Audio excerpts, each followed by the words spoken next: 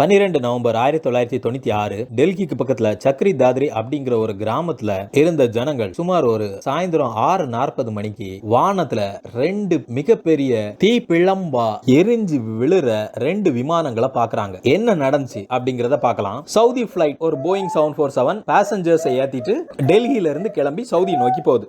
அதே நேரம் ஒரு சரக்கு விமானம் கசகஸ்தான்ல இருந்து டெல்லி ஏர்போர்ட்ல லேண்ட் ஆக வருது. அந்த டைம்ல இந்தியன் ஏர்போர்ட்ஸ்ல டேக் ஆஃப்க்கு ஒரு தனி வே, இறங்குறதுக்கு ஒரு தனி வேன்னு கிடையாது. ரெண்டுமே ஒரே இதுல தான் இருந்துச்சு. சோ இந்த ரெண்டு ஃளைட்டையும் தத்தா அப்படிங்கிற ஏர் டிராபிக் கண்ட்ரோலர் அவர் சமாளிச்சிட்டு இருக்காரு. சவுதி ஃளைட் அவர் என்ன சொல்றாருன்னா, நீங்க வந்து 14,000 அடி மெயின்டைன் பண்ணுங்க அப்படின்னு சொல்லி. அதே நேரம் இந்த கசாக் ஃளைட்டுக்கு என்ன சொல்றாருன்னா, நீங்க வந்து 15,000 ஃபீட் மெயின்டைன் பண்ணுங்க. சோ தட் ரெண்டு ஃளைட்டுக்கும் ஒரு 1000 அடி கேப் இருக்கும். ஆனா ஏர்கிராஃப்ட் ஹிஸ்டரியிலே one of the biggest mid air கொலிஷனா இந்த 1996 சக்ரி தாத்ரி கொலிஷன் நடக்குது. ரெண்டு ஃளைட்லயும் இருந்த மொத்தமா சேர்ந்து 349 பேர் மரணம் அடைகிறாங்க. என்ன நடந்துச்சுன்னு பாத்தீங்கன்னா, சவுதி ஃளைட் தத்தா சொன்ன மாதிரி சரியா 14,000 அடி மெயின்டைன் பண்ணுது. ஆனா கசகஸ்தான் ஃளைட் அவங்க டிசென்ட கண்டினியூ பண்ணிடுறாங்க.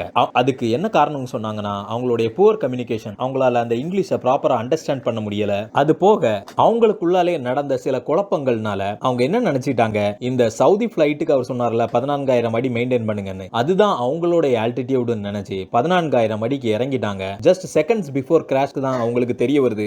உடனடியா ஃளைட் ஆக்சிலரேட் பண்றாங்க.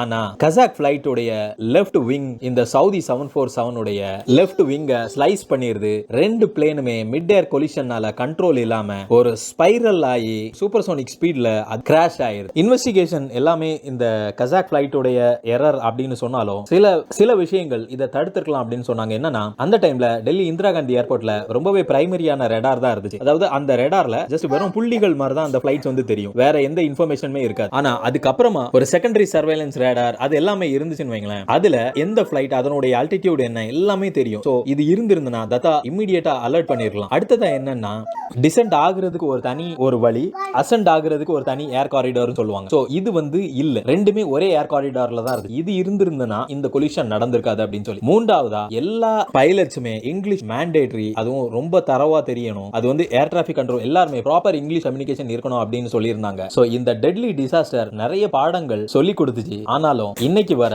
நிறைய பேர் இதை அவாய்ட் பண்ணிருக்கலாம். 349 பேருடைய உயிர் ஒரு சின்ன மிஸ் அண்டர்ஸ்டாண்டிங்ல போயிட்டு அப்படின்னு தான் நிறைய பேர் வருத்தப்படுறாங்க.